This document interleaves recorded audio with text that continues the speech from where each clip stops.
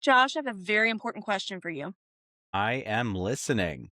Is there hope in the valley for episodes 4 and 5 of Hope Valley 1874? Well, one thing is for sure, we're going to talk it out and rank them as either gold or cold today on Do You Watch What I Watch? Sit down and watch, then have a talk with Jennifer and Josh. Josh, I'm going to let you know I've had the theme song of Hope Valley stuck in my head all day today, and I've been prancing around my house singing, not like Bethany Joy Lynn's, saying, "Is there hope in the valley?" And my kids are like, "What are you talking about?" I'm like, "I want to see it come alive." And they're like, "We are alive." I want to see you come alive. Yeah, I'm wondering, are we going to get the full length version of that song? Because it is a bop. It is a great theme song, and I want to hear the whole version of it. It's an earworm. Bethany Joy Lynn's, I'm sure you're listening. Give us the whole song. Come For on. sure. Give the people what they want. Well, welcome back to Do You Watch What I Watch? As we've already said, we're going to talk about episodes 4 and 5 today for Hope Valley 1874 in our Gold or Coal Rush, and then answer the question, did these episodes strike gold or leave us digging through some coal and muck and mire? This is not a super detailed ep. We're just going to give you high level what happens to the major characters, but we will start with the synopsis for episode 4. It's called Trading Places. Rebecca applies her medical knowledge when Nash breaks his leg. Tom inadvertently strikes a bargain with Rebecca to supply the lumber for the boarding house. Was it inadvertently? Yeah. I don't think it was so inadvertent. I think it was actually pretty intentional, wasn't Pretty it? deliberate. Pretty deliberate. Yeah. And then we've also got episode 5 that we're recapping. This one is called Finally Home. When the children get lost in the woods, Rebecca opens up about her past to Tom. Finally, we're getting some details here as they search. Alexander helps Hattie crack her new safe, and Clayton teaches Olivia a little bit of woodworking. All right, let's get into it. Okay, so episode 4, we open and it's another day panning for gold in the river. And we see Ned's dad, who is Lars, and he's fallen in the water. He's kind of a goof, stumbling over himself. And another panner nearby says, "Eureka!" which just seems very cliche, but maybe is how it was back in the day.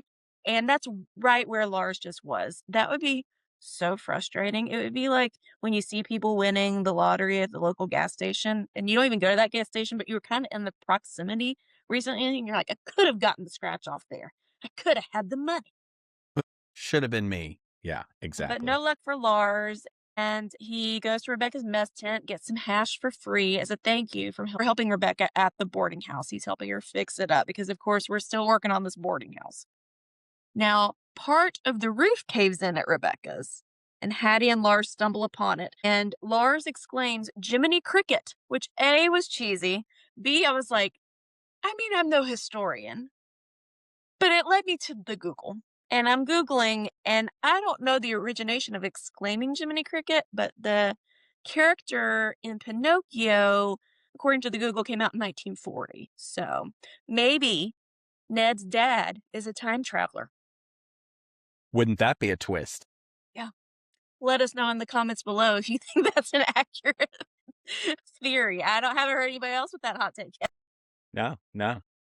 So Lars is worried that they won't be able to afford a room at Rebecca's because he's broke as a joke, right? But his beautiful wife and baby Ned are raring to go and move into this boarding house. So he's a little stressed. That's where we leave Lars. We see Nash, who's Benjamin Ayers, Tom's right-hand man, and he gets spooked by a snake. The horse bucks him off, and Nash busts his leg up to smithereens. And it looked gross. It looked foul.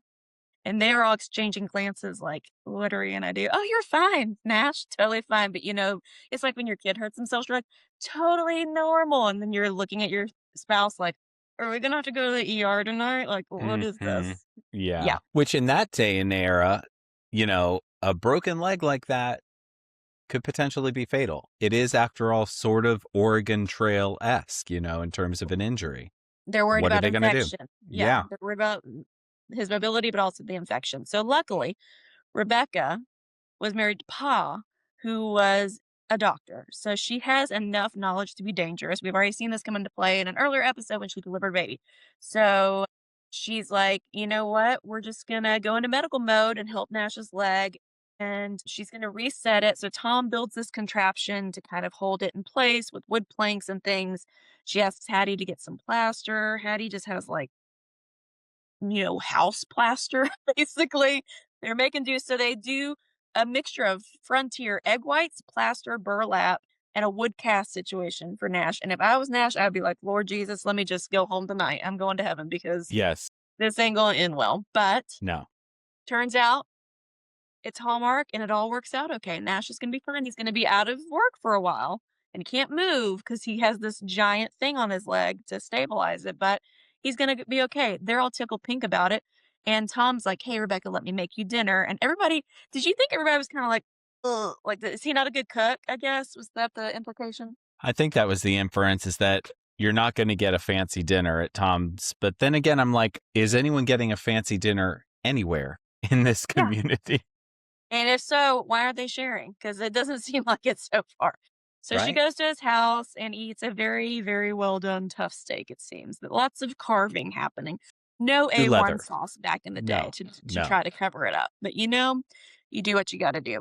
He's impressed with Rebecca's work, but he does call her a city girl. It's like he can't help himself from like complimenting her and backhanded complimenting her at the same time.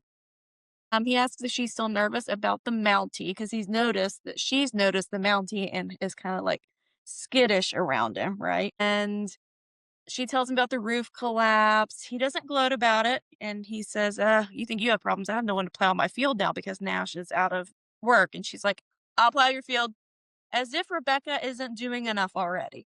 Keep in mind, Rebecca's trying to fix the boarding house. She's on the run from something sinister and dodging a Mountie. She's a mother. She's fixing food to feed not the miners, the gold Panners, the miners. gold miners. Yeah. Yes, at a mess tent that was last episode destroyed in a storm. And now, yeah, let's plow a field too. Why not? Why But not? she was also baking pies at some point and selling them in town. She's a hustler. That Rebecca. She's a hustler and she does not quit. He kind of laughs it off. She's like, no, no, no, no. If I plow your field, will you give me the wood I need, the lumber I need to fix the boarding house? And he's like, sure. Okay, you got yourself a deal. All right. Olivia and Hattie give her trousers and like an outfit to wear. Tom offers to help her learn how to do it. She's like, no, no, no, I can figure it out on my own because she's stubborn, and an independent woman. So she gets the hang of it eventually, but man, this sequence looks exhausting for Rebecca.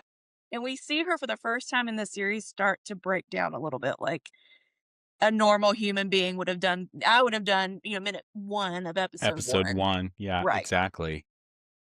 I was just as stressed as you were watching her try to figure out how to plow this field because, of course, this isn't like modern technology in any way, shape, or form. This is like orchestrating a horse in this gigantic piece of equipment that the horse is dragging behind. And of course, it's muddy and gross and just uncomfortable. It just was hard to watch. It was really hard to watch, which I'm glad they showed it though. I mean, it was gritty, Real They life. didn't Yeah. gloss over it. Nope. Yep.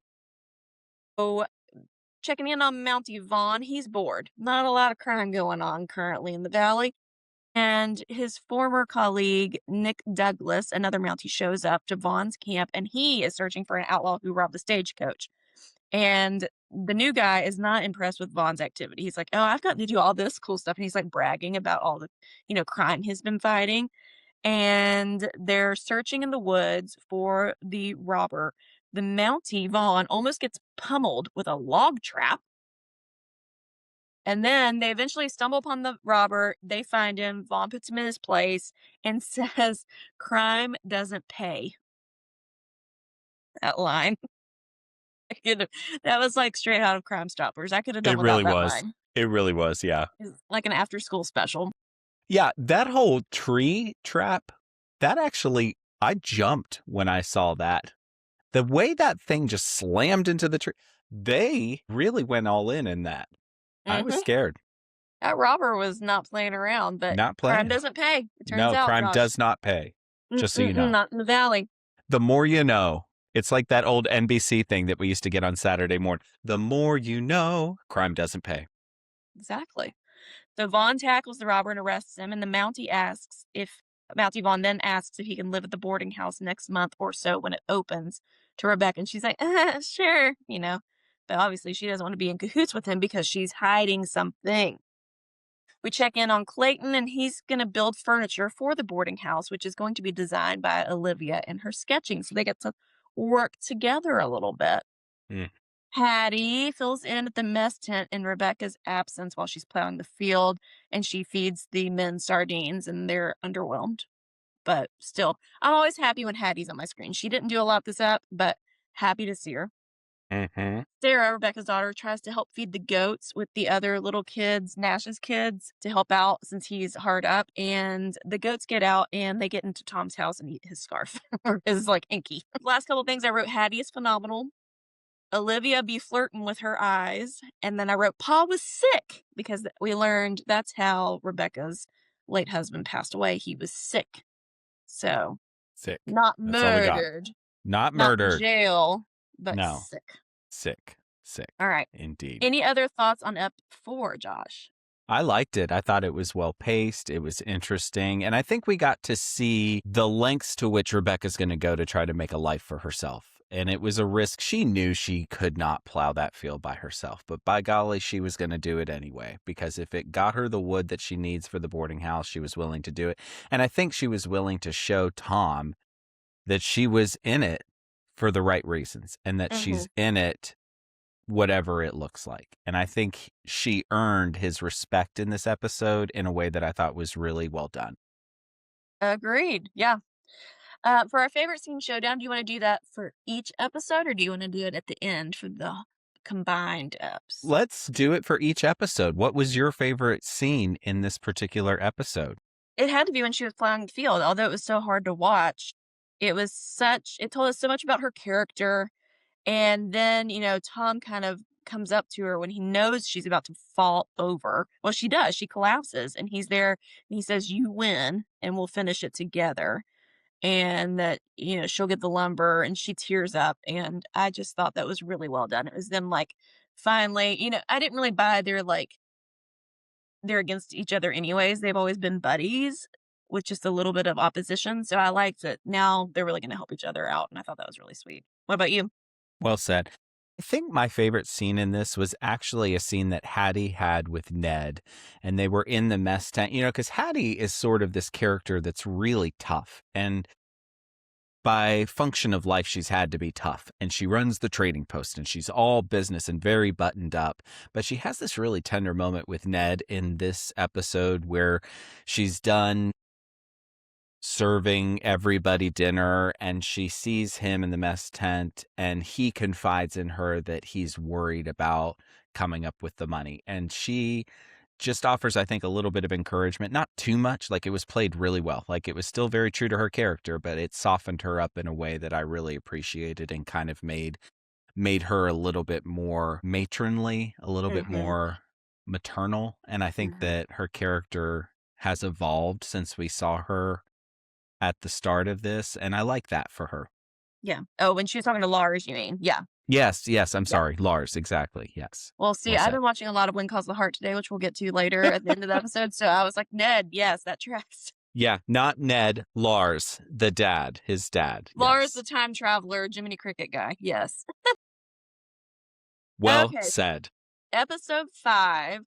Let's see who we're checking in with. Alexander, the Mountie, convinces Hattie to buy a new safe, which will be safer, and she immediately loses the paper and the code for it.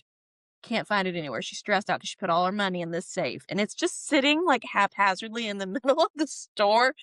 We couldn't have put it in a corner before we're loading it up. Those things are heavy. So I can only heavy. imagine how heavy they would be back in the day. So heavy, exactly. And it's not like you can just move it around. Yeah, exactly. Yeah. Thanks, Mountie. It was a good thought, but maybe let's think through it a little bit more. So Hattie's freaking out. Alexander ends up getting a shady dude by the river to try and unlock the safe because he has, I guess, experience in that realm. He can't do it. But her daughter Olivia shows up and she cracks the code. Turns out she memorized the code before she locked the paperwork in the safe, keeping it from everybody else. Yeah. Whoops. Turns out the government selected some of Olivia's sketches to blast, come out to the wild, wild west frontier. And she's super excited about that. She runs off. And who does she tell the good news to? Clayton. And then she's meeting with Clayton because remember, they're going to collab on Rebecca's furniture for the boarding house. And Clayton's doing some woodworking and he teaches her to carve wood. And let me tell you, this scene was steamy. It was giving ghost pottery making scene. I thought the same thing. I mean, he's behind her and he's got that tool and he's shaving the thing and guiding her hands. It's very, very intimate. Very intimate. And I thought she was Team Mountie, but I don't know. I guess I she's don't know. Clayton's, good in the wood shop and she's excited about it.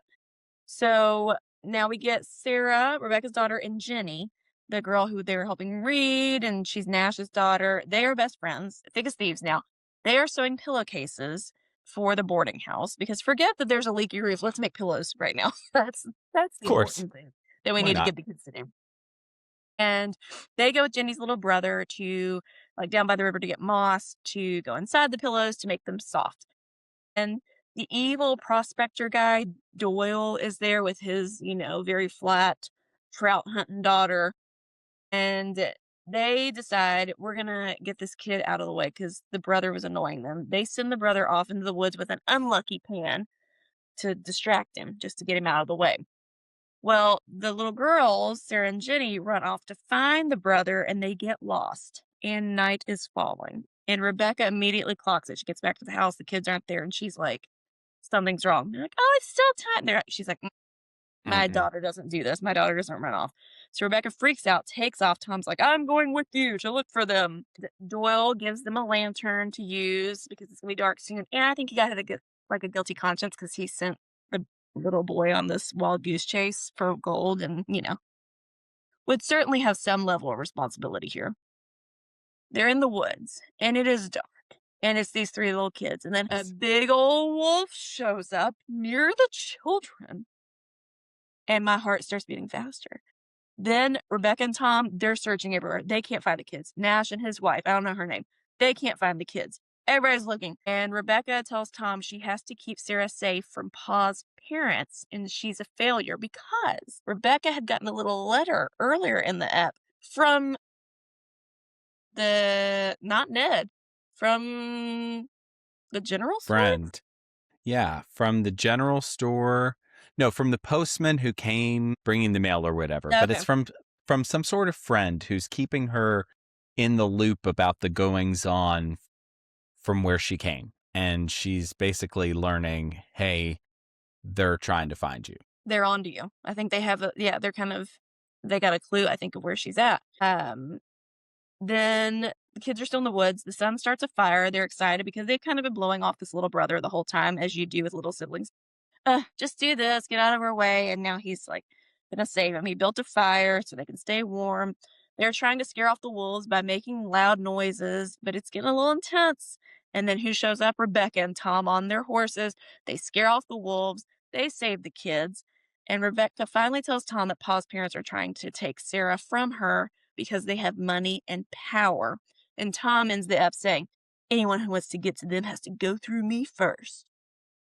Well done. That's all I wrote down for this episode. It was action-packed, but it kind of focused on the kids being lost. Did you have anything else? No, I think you really summed it up well. This one was certainly more about the kids being lost, which is good. We almost needed, I think, an episode like this that was really heavy on the action, and really ramped up the risk of being in this kind of an environment. So, yeah. Yes, agreed. Yeah. Did you have a favorite scene from this episode? I did. And I don't know if you picked the same one, because a couple episodes ago, Jennifer, you were saying, hey, these gold panners are a little one note, and you were hoping that something would change. And I think we saw that in this episode when Doyle gave the light over to them so that they could continue searching in the dark. I think that brought a certain measure of humanity that we needed to see from those folks, and also to sort of soften the relationship between Doyle and Tom. And so I was glad to see that.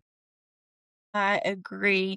My favorite scene was just and it was kind of a couple different scenes, just Rebecca and Tom, her opening up to him and letting her walls down as she is just severely panicked, yelling, "Sarah!" the entire time. So anybody on that side of the country could hear her. I thought that was really sweet, and I just love seeing their little relationship, friendship, whatever it is, situationship bloom. Situationship. I love that. So, we're a few episodes and we're more than halfway through this first season because I think we're only getting 8 episodes in this first season, right? I think so. So, what are you thinking? How are you feeling about it overall? Your bottom line on Hope Valley, are you feeling it? Me or the listeners? Me? Well, I want to know what our listeners think, but I'm asking you because you're on the other 'Cause I'm side here. of this I'm little here. double box with me here on the Right, right, right, podcast. right. Yeah. I'm all in on Hope Valley. The hope, I wanna see it come alive. I wanna come alive. I am all in. I do think they're building these characters out. I don't do well when there's a lot of characters, but they're slow rolling them and soft launching them to where I would not have really cared if Ned hurt his or not Ned, Nash hurt his leg episode 1. But, in tonight's episodes, we talked about he hurt his leg, and now there's more. You can feel the hurt that that's gonna cause him financially, as well as just in a family dynamic and worried about his health, like, that kind of thing matters more now, which I think is a good sign of a good series when you start to care about not just the leads, but the entire ensemble. What about you? Exactly. No, I agree 100%. And you know what they're doing that I think is really kind of clever? We get some action and it's heavy on the action. And then we almost get some humor here and there too. Like Mhm, this whole bit with Hattie and the safe, that was, I think, meant to show you a different side of her, that someone mhm. who is so pulled together and buttoned up can still be stressed out and act Yeah, totally differently when they're stressed out. And that whole thing also sort of revealed to Hattie that her daughter is more grown up than I think she gave her credit for. So I really like just how layered everything is feeling with this. So I've been pleasantly surprised. So, dear listeners, we want to hear from you. What are you thinking about this? Are you going to watch more of it? Like we are. Be sure to let us know in the comments below or comment on our social media posts. Now, as Jennifer alluded earlier in this episode, she's going all in, folks, on no, When no, Calls I the did Heart. not I did not say that. I did not say that. Don't you lie on me. She hinted. She's dabbling. She's sticking a toe in, if you will. She's continuing the journey on When Calls the Heart. We did for the very first time, Jennifer and I watched and recapped and reviewed the pilot episode of When Calls the Heart. We both had never seen it. And if you want to go back and watch that episode, you honestly should. So today, dear listener, I get these texts sort of back to back from Jennifer almost in real time as she's watching all of these. And Which she we just usually says, don't do, but we when we're normally don't actually do it. covering something officially on the pod, we don't talk about it until Exactly. we get real reactions on air, but Save it for the this was pods. just for Yes. fun, This was just for fun. So she texts me and she says, I just started F2 of When Calls the Heart for fun. Gowan is going to evict the widows so the women start working in the mine. What? And then I get episode 3 and a drunk may have stolen a child. Not just a child, PS, a child who was mute, okay? This My little gosh. girl used to speak. She stopped speaking during the big mine explosion, never spoke again. Elizabeth's trying to teach her how to talk again and come out of her shell. She goes missing by this drunkard Otis in town, right? Mm-hmm. But he wasn't the one that stole her. She just went to the mines to trauma bond in the mine, and they found her in the mine, and then she starts talking again. But it's funny watching them in parallel because it was a lot of the same shots and similarities of the missing child thing. Like, we had to have a missing child, like we did today on Hope Valley. It was crazy. There's like a whole different bingo card for this subgenre of Uh-huh. content over on Hallmark. Yeah. Missing child. Episode 4, Jennifer texted me, and we are tracking down the church arsonist, and a young student is hot for teacher. Yeah, there's this little boy named they call him Pockets because he steals stuff, and he wood carved an animal and gave it teacher Elizabeth. What if it's Clayton? No, that would be reversed. Maybe it's Clayton's kid or something. Anyways, he's got a crush on Elizabeth, and obviously that's not gonna work because the kid's like 6 or 7, but they call Oy him vey. Pockets. This is what this sh Okay, this is what I'm gonna tell you about When Calls the Heart. This show is wild. It is way more bonkers than I anticipated. This is what I thought When Calls the Heart was. And flowers and skipping in the dirt. That's kind of what I thought for 13 Nope. seasons. Nope. It is not. The next text. A bad man framed a widow for the church arson, and when Elizabeth figured it out, he almost shot her. Yeah. And the bad man framed the widow because she would not be intimate with him, and he got his What? feelings hurt. This is like Days of Our Lives if our lives were set It is. It way out is. west. Yeah, that's Wild. a lot. The pastor creeps me out, and I think he's wearing someone else's face. Ep 5. Styled. He's got like the very long, straight, but shoulder length bob, and his face just looks like the makeup they put on him. It looks odd. Very Looks odd. puritanical. Yeah. Episode Yes. 5. Andrew Walker shows up as a minor and woos Elizabeth. And a snake is on the loose in the classroom. So let me tell you, Andrew Walker, because I stopped texting you after this point. First of all, did not see him mine one dang thing. Okay, I think I've mined more than this Andrew Walker guy did. I think his name was Billy. Billy is bad news. It was actually Andrew Walker. He is bad news for our Elizabeth. And Mountie Jack is pretty jealous. Also, we've instituted some minor fun times. Like there's been a dance for the miners. Now, keep in mind, most of the miners died recently in the explosion. the They have daddies. brought in truckloads of single men, not with families or anything, because they don't have anywhere to live. Because these widows are squatting in all these houses, because that was a whole thing. So they're bringing in the single miners. They're living above on the second floor of the saloon, which is also the school, because the school burned down. And so they're doing that, and they also had minor games like tug of war and things. Now, I don't know. I think if a major explosion had recently happened and killed most of the town's population who were minors, I might skip the minor games that year. Like, Maybe. maybe they thought the community needed it, and maybe they did, but Maybe put it a pin seemed in it for 1 year. it seemed maybe we could put it on pause. There was also a dessert auction at one point. Elizabeth can't cook. She always catches stuff on fire, as she did in episode 1. There's all these longing glances with Elizabeth and Jack that are going back and forth. I thought they were in game. I'm learning on the Hearties side of Twitter, they are not in game at all. The more you know.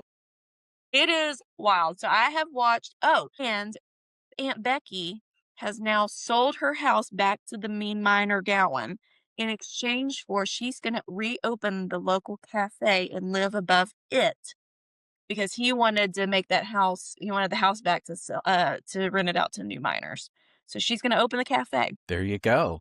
So much going on, and I cannot wait to hear more about it. I can't promise I've got the bandwidth to watch it, maybe an episode here or there, but I will look forward to your recaps. And wow. I'm not committing to 13 seasons of recaps. I'm Okay, just telling you. I don't expect you to. I had it on at work. I was not like actively watching it, so I probably even missed stuff, but it was on and I was working, I was data entering. And before I knew it, I was 7 eps deep, and I was messaging our friend Nicole from Swing My Heart podcast saying, okay, tell me more about this. And she's so sweet and such a big fan. So if you are really a Heartie, go check her stuff out, because she's better at all this than we are. But I'm love just it. talking about my initial reactions. It is buck wild. The heart called, and I answered, and I said, hello. There you go. There you go. And that, dear friends, is another episode of Do You Watch What I Watch? Hey, special thanks to Nick Schwartz for our theme song, and of course to you for taking the time to listen on your favorite podcast platform or watch us on our YouTube channel. Hey, Jennifer, what are we watching and recapping next? We're going to do a new Hallmark movie, new coming out, and who is in it? Our fan favorite, Tyler Hines, friend of the pod. I've gotten to meet him twice. We interviewed him last year in Dahlonega, Georgia. Sweet as a peach, Tyler Hines, and a slew of other wonderful folks. Here's the plot synopsis. When a work errand derails Amy's weekend plans with her grandma, they embark on a road trip with one sentimental detour, but need the help of a charming activities director. One thing is for sure, we will have much, much, much to discuss, but until then, may your days be merry and bright. We'll see you next time.